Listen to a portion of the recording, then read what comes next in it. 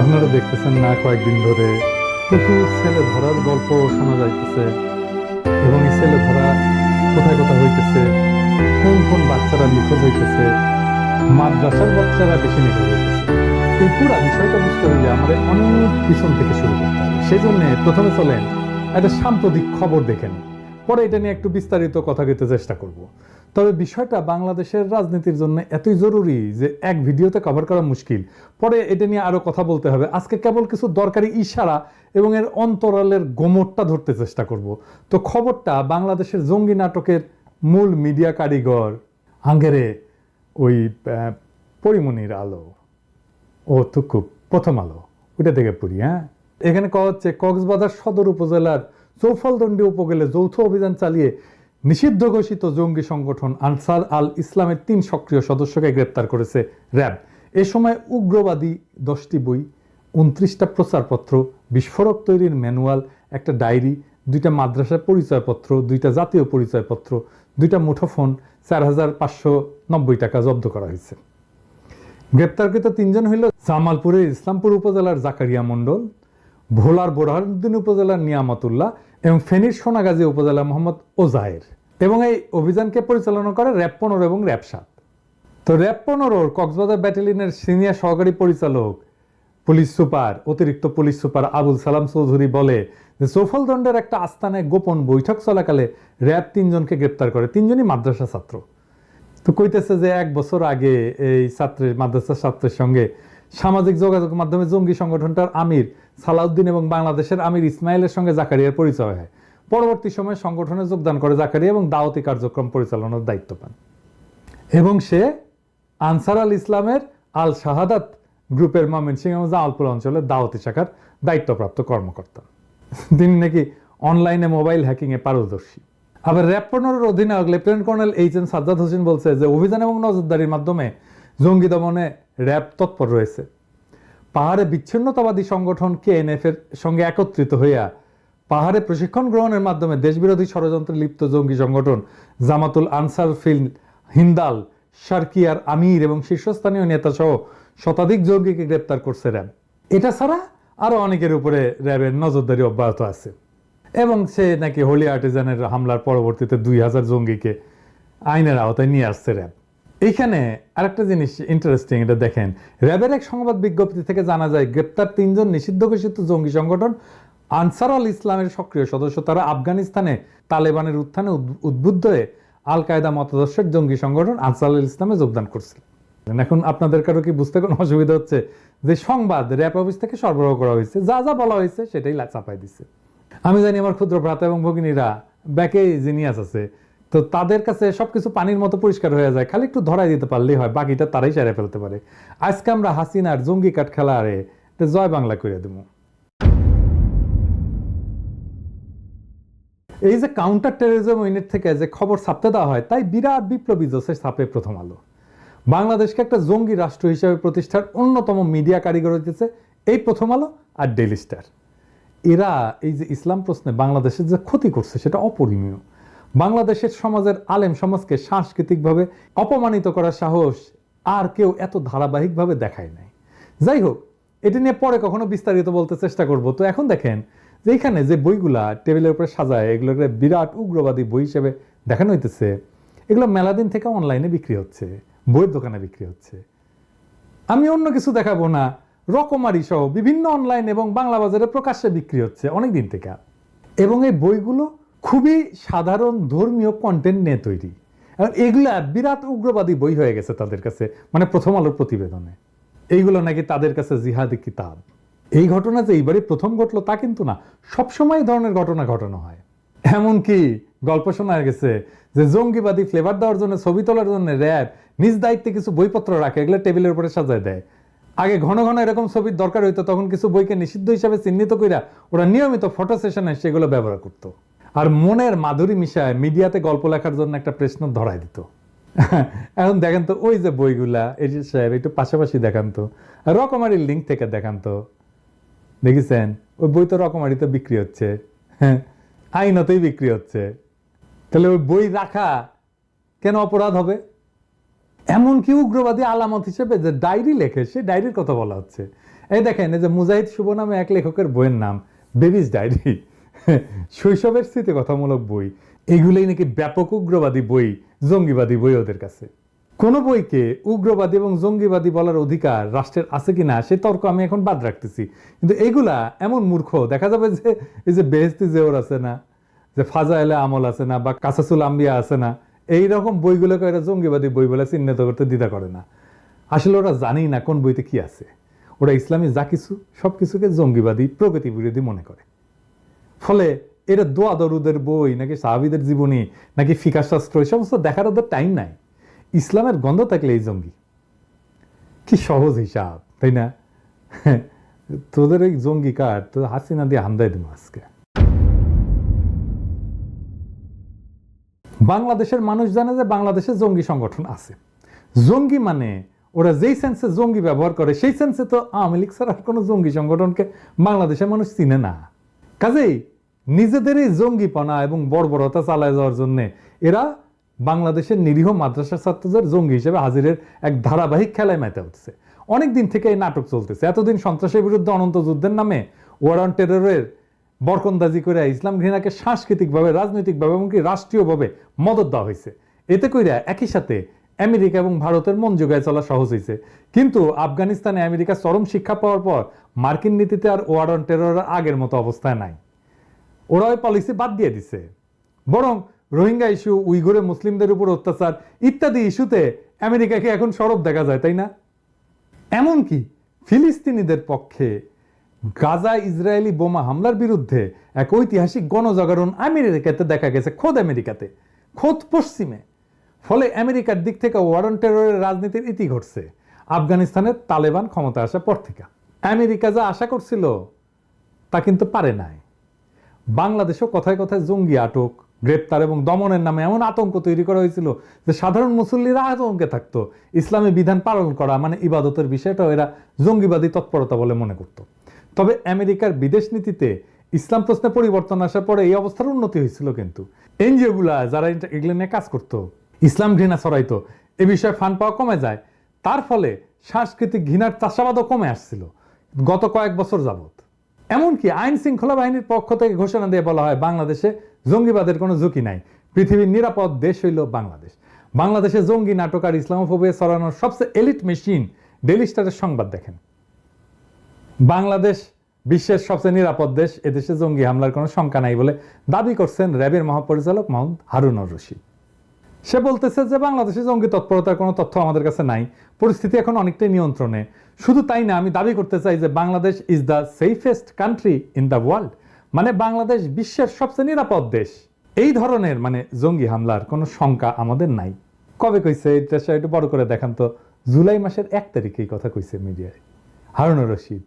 এটা daily star ছাপছে, কিন্তু পুলিশের কাউন্টার টেরোরিজম ইউনিটের বরাদ দিয়া পেয়ারে প্রথম আলো এটা নিউজ ছাপছে একই দিন। দেখেন তাতে কি হয়। পুরা খবর পড়ার সময় নাই, দরকারি পয়েন্টটা কই। দেশের জঙ্গিবাদের ঝুঁকি এবং বর্তমানে তাদের তৎপরতা নিয়ে গত শনিবার কথা হয় ঢাকা মহানগর পুলিশের DMP counter terrorism and transnational crime সিটিটিসির ইউনিটের প্রধান মোহাম্মদ আসাদুজ্জামানের সঙ্গে। তিনি বলেন দেশে জঙ্গিবাদের ঝুঁকি এখনো আছে। কি কইল র্যাব আর এই কি কয় যে 4টা সংগঠন আগে খুব বেশি সক্রিয় ছিল, তারা বিভিন্ন সময় দেশে নাশকতা এবং সন্ত্রাসী কর্মকাণ্ড চালিয়েছে। তাদের মধ্যে জামায়াতুল মুজাহিদিন বাংলাদেশ, জেএমবি, নব্য জেএমবি, হরকতুল জিহাদ আল ইসলামী বাংলাদেশের তুলনায় আনসার আল ইসলামের তৎপরতা এখন বেশি। এই সংগঠনই এখন ঝুঁকির জায়গা। তার মানে র‍্যাব কয় এক কথা, পুলিশ কয় আর এক কথা। কারাল রানীর রাজত্বে যার যেমন খুশি সেই বাক্য ঝাড়িচ্ছে, সেই বয়ান ঝাড়িচ্ছে, উল্টাপাল্টা বয়ান। একই দিনে দুই আইন শৃঙ্খলা বাহিনী দুই রকম কথা করছে। কিন্তু এখানে আমার একটা ব্যাখ্যা আছে। আমেরিকার ইসলাম প্রশ্নে অবস্থান চেঞ্জ হইলেও স্বামীর দেশের অন্যতম প্রধান এজেন্ডা ইসলাম এবং মুসলমান নিধন। আর সেই এজেন্ডা বাস্তবায়নে নাই হয়ে যাওয়া ইস্যু আবার নতুন করে ফিরে আনতেছে রয়ের মদতপুষ্ট কারাল রানীর বাহিনী। তার মানে বুঝতে পারছেন, এই যে ট্রান্সন্যাশনাল ক্রাইম এক করছে ইন্ডিয়ার কথা, আর র‍্যাব উই করছে আমেরিকার কথা। বুঝছাও? এই সমস্ত বিষয়ে ওই যে ইসবের গল্পের মতো গল্প লেখার জন্য প্রথম আলোতে বহু অশিক্ষিত সাংবাদিক দায়িত্বরত আছে। যখন জঙ্গি বাণিজ্যের রমনামা অবস্থা ছিল তখন এরা এইসব ঘটনায় মাদ্রাসা ছাত্রদের এমনভাবে জড়ায় খবর প্রকাশ করতো যেন মাদ্রাসা মানেই জঙ্গি। অথচ প্রগতিবাদী এনজিও গুলোর গবেষণায় দেখা গেছে কি জানেন? আসিচ্ছি সেই বিষয়ে। জঙ্গিবাদী জড়িয়ে গ্রেপ্তার হওয়া ব্যক্তিদের নিয়ে সিটিটিসির এক গবেষণা বলতেছে জঙ্গিদের মধ্যে প্রাতিষ্ঠানিক শিক্ষা নেই এমন সদস্য আছে 1.6%, মাদ্রাসায় পড়ছেন এমন সদস্য 23%, সবচেয়ে বেশি সদস্য সাধারণ শিক্ষায়, তাদের সংখ্যা 73.2%, কারিগরি শিক্ষা পেয়েছে এমন সদস্য 2.1%। কারা বেশি? জঙ্গি মানেই মাদ্রাসা, তাই না? এই হলে প্রথম আলোর গল্পের কারিশমা। যাই হোক, এটা যে ভারতের প্রযোজিত নাটক, এর সাথে যে কুকি সিনকে জড়ায় একটা জঙ্গি নাটক থেকে একটা বিরাট মেগা সিরিয়াল করার দরকার, তার জন্য অনেক মাদ্রাসা ছাত্র দরকার, ঠিক কিনা? দরকার না? সেই আয়োজন হাসিনার খুনি বাহিনী পুরাদমে জারি রাখছে। গত কয়দিন ধরে দেখতেছেন না খবরে, সোশ্যাল মিডিয়া সরব ছিল। এটা নিয়ে গভীর উদ্বেগের কারণ আছে, আমি খুবই চিন্তিত। সরকারি মিডিয়া এগুলোকে গুজব হিসাবে বলতেছে, বিষয়টাকে হালকা করে দিচ্ছে। ফেসবুকের বিভিন্ন গ্রুপে কোনো ব্যক্তিগত আইডি থেকে শিশু কিশোর হারানোর তথ্য ফেসবুক সয়লাভ হয়ে গেছে। এর মধ্যে বেশিরভাগই চট্টগ্রাম এবং কক্সবাজার জেলা কেন্দ্রিক ফেসবুক আইডি থেকে পোস্ট করা হয়েছে। এই দেখেন, ক্যালিগ্রাফার সাইফুল্লাহ সাফা লিখছে, গত 48 ঘন্টার মধ্যে ঢাকা সহ চট্টগ্রামে 35 শিশু নিখোঁজ। সারা দেশে এগুলো কি শুরু হলো? হঠাৎ একটানা এত ছেলে মেয়ে নিখোঁজের সংবাদে জনমনে আতঙ্ক সৃষ্টি হয়েছে। ছেলে ধরার মতো কোন একটা সক্রিয় চক্র মাঠে নামছে। সবাই সাবধান হন, এ ব্যাপারে প্রশাসন অর্ধমৃত। আপনার সন্তানের নিরাপত্তায় আপনি সচেতন হন। নিউজটি দ্রুত শেয়ার করে সবাইকে অ্যালার্ট করে দিন। আমি আর সবকিছু পড়তেছি না, আমার কাছে অসংখ্য স্ক্রিনশট এডিটর সাহেব এক এক করে দেখান তো। এত স্ক্রিনশট আসছে এবং সরকারি মিডিয়া সবগুলোকে গুজব হিসাবে প্রচার করছে।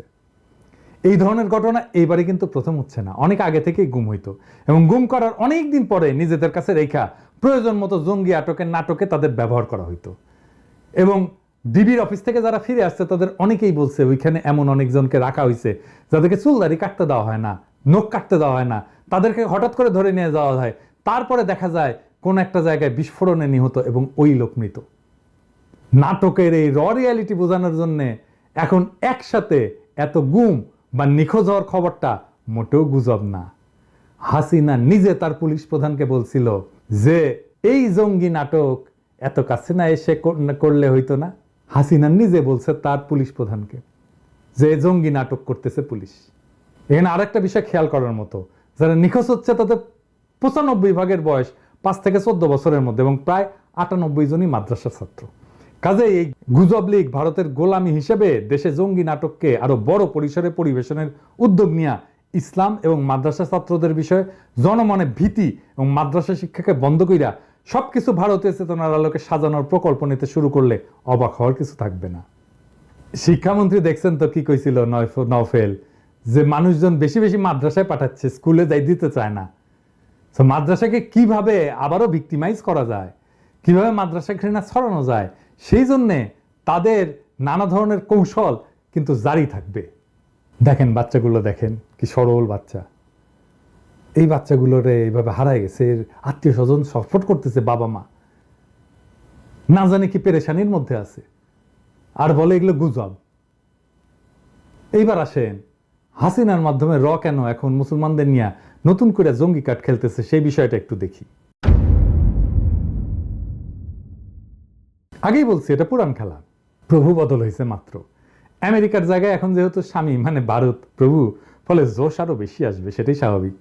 আপনাদেরকে মনে আছে এক জঘন্য নাটক সাজায় মামুনুল হক সাহেবকে গ্রেপ্তার করা হয়েছিল, যেটাতে তিনি সাথে সাথে জামিন পাওয়ার কথা, তেমন একটা মামলাতে অনেক দিন জেল খাইটা মাত্র কিছুদিন আগে তিনি বাইর হয়েছেন। ওনার অপরাধটা কি ছিল? কি ছিল জানেন? চিন্তা করে দেখছেন? আমি খুঁজে বের করছি ওনার অপরাধ কি ছিল। প্রথম অপরাধ, বাবরি মসজিদের আদলে ঢাকাতে বাবরি মসজিদ তৈরির ঘোষণা দিছিলেন তিনি। শুনেন। বাবরি মসজিদের জন্য আমাদের হৃদয় কাঁদে। বাবরি মসজিদকে আমরা কোনোদিন ভুলতে পারবো না। ইতিহাসের অমলিন এই ইতিহাসকে, এই অমলিন অধ্যায়কে ইনশাআল্লাহ কেউ মুছে ফেলতে পারবে না। বাবরি মসজিদের চেতনাকে জাগ্রত রাখার জন্যে, বাবরি মসজিদের চেতনাকে আগামী প্রজন্মের মধ্যে ছড়িয়ে দেওয়ার লক্ষ্যে আমরা চিন্তা করেছি, উদ্যোগ নিয়েছি যে আমাদের জামিয়াতুত তারবিয়ার ক্যাম্পাসে নির্মিতব্য মসজিদটি বাবরি মসজিদ নামে ইনশাআল্লাহ আমরা নির্মাণ করব। বিশাল পরিসরে বাবরি মসজিদ নির্মাণ হবে ইনশাআল্লাহ। শুনছেন? দ্বিতীয় অপরাধ, ড্যাডি অব দ্য নেশনের যে মূর্তি বসানোর একটা পরিকল্পনা ছিল, যেটা বসাইছে পরে, সেইটার বিরুদ্ধে সারা দেশে জনমত গড়ে তুলছিলেন তিনি। ফলে কাডাল রানী এবং উভয়ের স্বার্থের বিরুদ্ধে দাঁড়ানোর কারণে তার চরিত্র হরণ করে জেলে রেখে অত্যাচার করা হয়েছে দীর্ঘ 3টা বছর। শুনেন। আমাদের আবেদন হলো এই, যারা মারা গেছেন তাদেরকে নিয়ে এমন ছিনিমিনি খেলবেন না আপনারা। কোথাও যদি জিয়াউর রহমানের কোনো প্রতিকৃতি মূর্তি থেকে থাকে, সেই মূর্তি ভেঙে ফেলো। কোথাও যদি বঙ্গবন্ধুর কোনো মূর্তি তৈরি করা হয়ে থাকে, আমাদের সামর্থ্য থাকলে আমরা সেটা ভেঙে গুড়িয়ে দেব। আমি বলছি না যে ভারত বিরোধী অবস্থান যেই নেবে তারে শেষ করে দিবে। দেখছেন মামুনুল হকের কি অবস্থা করছে। এইবার আমরা বাংলাদেশে জঙ্গিবাদের কাঠ চালুর নাটকটার একটা ঐতিহাসিক পরম্পরা এক নজরে দেখে নিই। এইটা দেখলে বুঝবেন যে ভারতীয় প্লটটাই এখানে সবসময় জঙ্গি নাটক চাউর রাখছে। এইটা অনেকদিন আগের পরিকল্পনা। ফলে আমাদের ভারত খেদাও আন্দোলনের স্বার্থেই সব বিষয়কে চিহ্নিত করতে হবে, কোনো কিছুকে আমরা বিচ্ছিন্ন কইরা দেখব না। আসেন আমরা এই পরম্পরাটা দেখি। আজকের দিনের তরুণরা হয়তো এটা জানেন না, সেজন্য এটা বলে দেওয়াটা জরুরি। এই পরম্পরা শুরু হয়েছে 21শে আগস্ট গ্রেনেড হামলার মধ্যে দিয়া, এবং পরে এটাকে ইস্যু কইরা বিএনপি এবং আওয়ামী বিরোধী আলেমদেরকে একে একে ফাঁসানো হয়েছে। এবং এইটাকে একটা হাই প্রোফাইল রাজনৈতিক জঙ্গি মামলা হিসেবে প্রতিষ্ঠা করতে যা যা করা দরকার সবই করছে প্রথম আলো এবং ডেইলি স্টার। কিন্তু এই বিষয়ক মামলাটা যে একটা জটিল আইনি প্রহসনের উদাহরণ, তা নিয়ে তেমন কোনো আলাপ কিন্তু আমাদের সমাজে ওঠে নাই। যাই হোক, দীর্ঘ তদন্ত শেষে 2008 সালের 11 জুন মুফতি হান্নান সহ 22 জনের বিরুদ্ধে অভিযোগপত্র দেয় সিআইডির জ্যেষ্ঠ এএসপি ফজলুল কবির। 2009 সালের 3রা আগস্ট রাষ্ট্রপক্ষ মামলাটার অধিকতর তদন্তের আবেদন করলে ট্রাইব্যুনাল সেটা মঞ্জুর করে। এরপর মামলাটার অধিকতর তদন্তের দায়িত্ব পায় সিআইডির পুলিশ সুপার আব্দুল কাহার আকন্দ। এই লোককে এই মাল পরে লীগের রাজনীতিতে সক্রিয় হয়, এমপি ইলেকশন করে। হ্যাঁ, তুই বাইসা থাক, তোর লগে খেলা বাকি আছে। কাহার আকন্দ? এই আকন্দ 2011 সালের 3রা জুলাই বিএনপি নেতা তারেক রহমান সহ 30 জনের নাম উল্লেখ করে মোট 52 জনের নামে হত্যা এবং বিস্ফোরক আইনে 2টা অভিযোগপত্র দেয়। এই অধিকতর তদন্তের নামে যে প্রহসনের নাটক সাজানো হয় তার মূল কারিগর আব্দুল কাহার আকন্দ, যাকে রিটায়ারমেন্ট থেকে ফিরে আনে চাঞ্চল্যকর সব মামলার তদন্তের দায়িত্ব দেওয়া হয় এবং পুরস্কার স্বরূপ পরবর্তীতে নৌকার টিকিট দেওয়া হয়। চলেন আগে শুনে আসি আব্দুল কাহার আকন্দের মুখেই আব্দুল কাহার আকন্দ কিভাবে আওয়ামী লীগকে রক্ষা করছে 21শে আগস্ট মামলার তদন্ত কইরা। 2004 সালে একই ধারাবাহিকতা বঙ্গবন্ধুর পরিবার এবং আওয়ামী লীগকে ধ্বংস করার জন্য ঢাকার বুকে গ্রেনেড হামলা চালানো হয় এবং সেই গ্রেনেড হামলায় আমাদের কিশোরগঞ্জের প্রয়াত প্রেসিডেন্ট জিল্লুর রহমানের স্ত্রী আইভি রহমান সহ 24 জনকে হত্যা করা হয়। সেই মামলাটি বিএনপি আমলে উল্টো দিকে নিয়ে যাচ্ছিল। সেই মামলাটিও আমি পরবর্তী তদন্ত করি এবং সঠিক পথে নিয়ে আসি। এই সমস্ত মামলা করার কারণে আমাদের আওয়ামী লীগ, যেটা একটি পুরাতন দল, সেই আওয়ামী লীগকে ধ্বংসের মুখ থেকে রক্ষা করা সম্ভব হয়েছে এবং আওয়ামী লীগের রাজনীতিকে টিকিয়ে রাখার ব্যবস্থা করা হয়েছে। আমাদের মাননীয় প্রধানমন্ত্রী আমাকে নৌকা মার্কা দিয়েছেন। তবে এই আকন্দ সাহেব যে নাটক সাজাইছে সেটা কোনো পাগলেও বিশ্বাস করবে না। তার নাটকের স্ক্রিপ্ট অনুযায়ী মুফতি হান্নান বিবেকের তাড়নায় নাকি আগের স্বীকারোক্তি দিছে, তার সাথে কিছু কথা যোগ করার জন্য জেলের ভিতর থেকে স্বেচ্ছায় আবেদন করছে। চলেন দেখে আসি 7 এপ্রিল 2011 সেই স্বেচ্ছা জবানবন্দিতে মুফতি হান্নান কি বলছিলেন, যার উপরে ভিত্তি করে 21শে আগস্ট গ্রেনেড হামলার মামলায় তারেক রহমান এবং বাবর সহ আরো কিছু মজলুম আলেমকে অন্তর্ভুক্ত করা হয়। মুফতি হান্নানের বিবেকের তাড়নায় পড়ে নতুন স্বীকারোক্তি কিভাবে না হয়েছিল তার বিবরণ পাওয়া যায় 27 অক্টোবর 2021 আদালতে মুফতি হান্নান যে কথিত জবানবন্দি প্রত্যাহারের আবেদন করছিল সেখানে। তো মুফতি হান্নানের কথিত সেই জবানবন্দি যেহেতু মামলার একমাত্র এভিডেন্স, তাই তাকে 21 আগস্ট মামলার যুক্তিতর্কের আগেই সরায় ফেলা নিরাপদ মনে করে হাসিনা। কিন্তু এত গুরুত্বপূর্ণ রাজশাহীকে সরায় দেওয়ার আগে তো একটা ড্রামা দরকার, তাই তারা একটা জঙ্গি ছিনতাইয়ের নাটক সাজাইল। 6 মার্চ 2017-তে আদালতে নেওয়ার সময় প্রিজন ভ্যানে জঙ্গি হামলার নাটক করলো হাসিনা প্রশাসন, যার মাধ্যমে একটা পাবলিক ওপিনিয়ন তৈরি করা হইলো যে মুফতি হান্নান অন্য অনেকগুলো চাঞ্চল্যকর মামলার গুরুত্বপূর্ণ সাক্ষী, যেহেতু তার 164-এর উপরে ভিত্তি করে মামলার চার্জশিটগুলো দেওয়া হয়েছে, সে হওয়া সত্ত্বেও তাকে নিরাপত্তার সাথে বাঁচায় রাখা যাবে না। এই জঙ্গি ছিনতাই নাটকের 1 মাস পরে অন্য একটা মামলায় তার ফাঁসি কার্যকর করা হয়। 11 এপ্রিল 2017। বিএনপি নেতারা যদিও হাসিনা আমলের এই ক্যাঙ্গারু কোর্টের জঙ্গি বিচার নিয়ে কোনো শব্দ করে না, শুধু 21 আগস্ট নিয়ে একটা বিবৃতি দেয় আর কি। যেহেতু তাদের অনেক নেতাকে এখানে ফাঁসানো হয়েছে, তাদের উচিত হবে এই তথাকথিত বিচারের নামে যত মজলুম আলেমদের ফাঁসানো হয়েছে তাদের মুক্তি নিয়েও কথা বলা।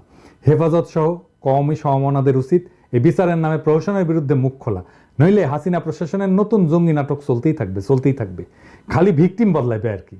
সাথে ডেইলি স্টার, প্রথম আলো গ্যাংদের ক্যারেক্টার অ্যাসোসিয়েশন তো থাকবেই। একটা উদাহরণ দিই, 2021 সালে হেফাজত যখন মোদির বাংলাদেশে আগমন নিয়ে প্রতিবাদ করছিল, তখন ডেইলি স্টার একটা নিউজ করে, ইজ হুজি টেকিং ওভার হেফাজত, মানে হুজি কি হেফাজতের দখল নিয়ে নিছে। ভারতের স্বার্থ সংকটে পড়লেই দেশে জঙ্গি বেড়ে যায়। এখন বাংলাদেশের ভিতর দিয়ে ভারত ট্রেন যাতায়াত করার জন্য ভারত বিরোধিতাকে ইসলামী জঙ্গিবাদের সাথে ট্যাগ কইরা দমনের প্লট তৈরির জন্য বিভিন্ন গল্প বানানো হচ্ছে। এই বিষয়টা কিন্তু মাথায় রাখতে হবে। এই জন্যে কথায় কথায় হুজি, আনসারুল ইসলামের নামে নিউজ ছাপানো হয়। এখন কথা হইতেছে, এই হুজি বা হরকতুল জিয়াদ এরা কারা? এরা কি আদৌ কোনো জঙ্গি সংগঠন? এই প্রশ্নের উত্তর জরুরি, কেননা এই আমলে যে কোনো কিছুকে হুজি ট্যাগ দিয়ে সাইজ করে দেওয়া যায়। প্রথম কথা হইতেছে, হুজি কারা? হুজি হইতেছে আফগানিস্তান ফেরত বাংলাদেশি কিছু তরুণ, যারা সোভিয়েত আমলে আফগান জিহাদে অংশগ্রহণ করছিল আমেরিকার সাথে, এবং পরবর্তীতে বাংলাদেশে এসে বৈশ্বিক মুসলিম মানবতার পক্ষে জনমত তৈরির প্রচেষ্টার কাজে নামছিল।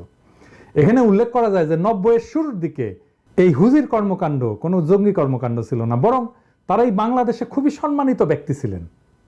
এমনকি আফগান ফেরত যোদ্ধারা যখন 90-এর দশকের শুরুর দিকে বাংলাদেশে আসেন, তখন তাদেরকে এয়ারপোর্ট থেকে ফুলের মালা দিয়ে বরণ করে গ্রহণ করা হয়েছিল। যাই হোক, নানা কারণে 1998 সালে হুজি বিলুপ্ত ঘোষণা করা হয়। পরবর্তীতে তারা গণতান্ত্রিক রাজনীতিতে আসতে চেষ্টা করছিল, কিন্তু এটা সফল হয় না।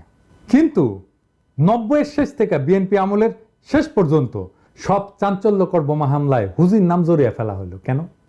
এর কারণ হইতেছে ইন্ডিয়া।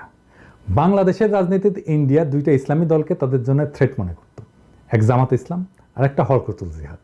কারণটা খুবই সহজ, বাংলাদেশে ইন্ডিয়ান হেজমনি নিয়ে সোচ্চার ছিল এরাই। 90-এ বিপুল জনপ্রিয় একটা মাসিক পত্রিকা ছিল, আপনারা জানেন কিনা জানি না, নাম ছিল জাগো মুজাহিদ, যেটা হুজির মুখপাত্র ছিল। 1992 সালের ডিসেম্বরে যখন বাবরি মসজিদ ভাঙা হয়, তার পরের মাসে মানে 1993 সালের জানুয়ারিতে জাগো মুজাহিদের প্রচ্ছদ দেখলেই বুঝতে পারবেন কেন ইন্ডিয়া এদের উপরে খেপছিল। আওয়ামী লীগ ক্ষমতায় আসার পরে 1998 সালে পত্রিকাটার অফিস বন্ধ করে দেওয়া হয় এবং 2 সম্পাদককে বিশেষ ক্ষমতা আইনে গ্রেপ্তার করা হয়। বিশেষ ক্ষমতা আইন শুনলে কিছু মনে পড়ে? হ্যাঁ, ঠিক ধরেছেন, আমাদের ওই যে আরে দূর ওই যে সরাদের বডিগার্ড, ওই যে 1974 সালে গণমাধ্যমের টুটি চাইপা ধরার যে আইন করছিল, ওটাই যাতে বিশেষ ক্ষমতা আইন। তো বলে রাখা ভালো যে ওই সময় এই পত্রিকা একটা মেইন স্ট্রিম পত্রিকা ছিল। এমনকি কমিটি টু প্রোটেক্ট জার্নালিজম তখন এইটার বন্ধ করার নিন্দা জানায় এবং দ্রুত তাদের মুক্তির আহ্বান জানায় আন্তর্জাতিকভাবে। চিন্তা করে দেখেন, ইন্ডিয়া এবং তাদের বঙ্গীয় লেসপেন্সাররা এটা নিয়ে প্রোপাগান্ডা চালিয়ে খুব বেশি সুবিধা করতে পারেন নাই, যেহেতু ওয়ার অন টেররের পলিটিক্স তখনও শুরু হয় নাই। কিন্তু 2001-এর পর তাদের ঠেকায় কে? বাংলাদেশকে একটা জঙ্গি রাষ্ট্র হিসাবে বিশ্বের সামনে হাজির করতে আওয়ামী লীগ এবং তার প্রভু ইন্ডিয়া উঠে পড়া লাগে। আর হুজি এইখানে একটা সহজ টার্গেটে পরিণত হয়, কারণ ওই যে তাদের আদি পাপ, সোভিয়েত আমলে আফগান যুদ্ধে অংশগ্রহণ করা, যদিও ততদিনে এই সংগঠনের কোনো অস্তিত্বই নাই। 2005-এর জেএমবি উত্থানের পরে যখন বিএনপি সরকার জঙ্গি দমনে সফলতা অর্জন করছিল, তখন প্রথম আলো ডেইলি স্টার মহলে আবার হুজি জিকির শুরু হয়। তখনকার প্রথম আলো ডেইলি স্টার ঘাটলে দেখবেন কোথাও একটা পটকা ফুটলেও হুজির দিকে আঙুল তোলা শুরু হইতো। আর তাদের সোর্স হিসেবে থাকতো নাম প্রকাশে অনিচ্ছুক পুলিশ, র্যাব কর্মকর্তা কিংবা ইন্ডিয়ান কোনো সিকিউরিটি জার্নাল। তখন থেকে বোমা হামলা বিষয়ক সব প্রোপাগান্ডা গিয়ে পড়লো হুজির উপরে। তার উপরে তাদের তো জামাত বিএনপি লিঙ্ক নিয়ে প্রোপাগান্ডা আছেই। একটা উদাহরণ দিই, 21শে আগস্ট গ্রেনেড হামলা হইলো, তার 2 সপ্তাহ পর পার না হইতেই ইন্ডিয়া এই ঘটনার জন্য হুজিরে ব্লেম দেওয়া শুরু করে, যা আমরা উইকিলিক্সের পড়াতে পাই। আর একটা উদাহরণ দিই, 2006 সালে বিজেপির তৎকালীন প্রেসিডেন্ট শ্রী রাজনাথ সিং বলছিলেন যে বাংলাদেশের টেরোরিজমের এপি সেন্টার হয়ে উঠতেছে, বাংলাদেশ নাকি 200টা টেরোরিস্ট ক্যাম্প আছে। দেখেন, এটা নিয়ে তখন শাইখুল হাদিস আল্লামা আজিজুল্লাহ একটা প্রতিবাদ সভার আয়োজন করলো, সেটারে হুজি ট্যাগ দেওয়া হয়। আওয়ামী লীগের এই সময়কালে যখন তখন যারে তারে, বিশেষ করে মাদ্রাসা শিক্ষক এবং ছাত্রদের এই উইসান্টিং এর মধ্যে দিয়ে গুম করা হয়, খুন করা হয় এবং মামলা দেওয়া হয়, এইটারে এমন ভাবে ডেমোনাইজ করা হয়েছে যে কম এই মাদ্রাসা যারা এগুলো জানে তারাও এগুলো নিয়ে পাবলিকলি কিছু বলতে সাহস করে না, কারণ তাদেরকে ওই হুজি ট্যাগ দিয়ে নিমিশে গায়েব করে ফেলা হবে। এই হুজি ট্যাগ সময় অসময়ে বারবার আওয়ামী ফ্যাসিবাদের এবং তার ইন্ডিয়ান গোলামীর রক্ষক হিসেবে হাজির হয়েছে। এই ট্যাগিং পলিটিক্স আমরা দেখছি হেফাজতের শাপলা আন্দোলনের সময়ও। এর সর্বশেষ উদাহরণ আমরা দেখি 2021 সালে যখন হেফাজত মোদির আগমনকে কেন্দ্র করে প্রতিবাদ কর্মসূচি দেয়, তখন ইন্ডিয়ার এদেশীয় দোসর ডেইলি স্টার রিপোর্ট করে, ইজ হুজি টেকিং ওভার হেফাজত? হুজি কি হেফাজতকে টেক ওভার করতেছে, তার দখল নিয়ে ফেলতেছে? এই রিপোর্টে তারা দাবি করে হেফাজতের পেছন থেকে কলকাঠি নাড়তেছে নাকি হুজি। এই আওয়ামী ইন্ডিয়ান প্রোপাগান্ডার বিরুদ্ধে দেশপ্রেমিক কিছু সাংবাদিক কলম ধরছিলেন। তার একজন সঞ্জীব চৌধুরী ভদ্রলোক মারা গেছেন, উনি আমার দেশে কাজ করতেন। উনি একটা কলাম লিখছিলেন হুজির ইতিহাস এবং এর বিরুদ্ধে মিডিয়া প্রোপাগান্ডা নিয়ে। যাই হোক, এই আওয়ামী আমলে যত কথিত জঙ্গি মামলার বিচার হয়েছে, স্বাধীন বাংলাদেশে এগুলোর আবার বিচার করব আমরা। সেই বিচারে যারা আব্দুল কাহার আকন্দ মার্কা তদন্ত অফিসার আর এই ক্যাঙ্গারু কোর্টের বিচারক এবং তাদের দেশীয় এবং বিদেশি প্রভু, তাদের সবাইকে বিচারের কাঠগড়ায় দাঁড়াইতে হবে। এমনিতেই হাসিনার শাসন আমলে ইন্টারন্যাশনাল ক্রিমিনাল কোর্টের লুঙ্গি চৌধুরী মুঈনুদ্দিন লন্ডনে খুলে দিচ্ছেন। যেহেতু ওয়ার অন টেররের আব্বা আমেরিকা, এখন আর ইন্ডিয়া হাসিনার গল্প খায় না, তাই আমাদেরও হাসিনার তথাকথিত জঙ্গি দমনের নামে ক্যাঙ্গারু ট্রায়ালের লুঙ্গি তো খুলে দিছে, আমরা ওই আন্ডারওয়্যারটাও খুলে নেব। ওটা সময় লাগবে না, সবগুলা চাঞ্চল্যকর মামলা নিয়ে একটা একটা করে ভিডিও দেব। আজকে শেষ করি রেজা কিবরিয়ার বাবা, আওয়ামী লীগেরই নেতা শাহ SM কিবরিয়ার হত্যা মামলা দিয়া, যেটাতে বিএনপি হুজি দিয়া এক জগা খিচুড়ি বানাইছে নৌকা মার্কা তদন্ত কর্মকর্তারা। এখন দেখি কিবরিয়া সাহেবের ছেলে রেজা কিবরিয়া এই মামলা নিয়ে কি বলেন। 12 বছর আওয়ামী লীগ সরকার ক্ষমতায়, কিন্তু আমরা সুষ্ঠু বিচার দেখছি না, কোনো সম্ভাবনা দেখছি না। যে 3টা চার্জশিট দেওয়া হলো, 3টা চার্জশিটের কোনো চার্জশিট আগের চার্জশিটের সাথে কোনো সম্পর্ক নেই, এবং প্রত্যেকবার আমাদেরকে বলা হয়েছে যে চার্জশিটটা মেনে নিতে হবে। একজন দলীয় MP আমার মাকে ধমক দিয়েছেন যে এটা আপনাকে মানতে হবে। সে এখনো সেই মানুষটি MP। আর এই ক্যাঙ্গারু কোর্টের বিচারকদের বইলে রাখি, আরে কাম ছিল না, বিচারপতি তোমার বিচার করবো যারা আজ জেগেছে সেই জনতা। আর এই ক্যাঙ্গারু কোর্টের বিচারকদের বইলে রাখি, আপনারা যে বিচারই করেন, যার আদেশ যার থেকেই পান, বিচারকের নামের জায়গায় কিন্তু আপনার নামই থাকবে, সব কিন্তু রেকর্ডে থাকে। কিসের উপরে ভিত্তি করে আপনারা গণহারে ফাঁসির আদেশ দিতেছেন? সময় চেঞ্জ হইলে কিন্তু বিচারিক হত্যাকাণ্ডের মামলায় খাইবেন আপনারা প্রত্যেকে, মাথায় রাখেন রায় লেখার আগে। আমি আমির আজিজের কবিতা দিয়া শেষ করি আজ। তো তুম जमीन पे जुल्म लिख दो, आसमान पे इनकलाब लिखा जाएगा, सब कुछ याद रखा जाएगा। সব কিছু মনে রাখা হবে, সব কিছুর বদলা নেওয়া হবে।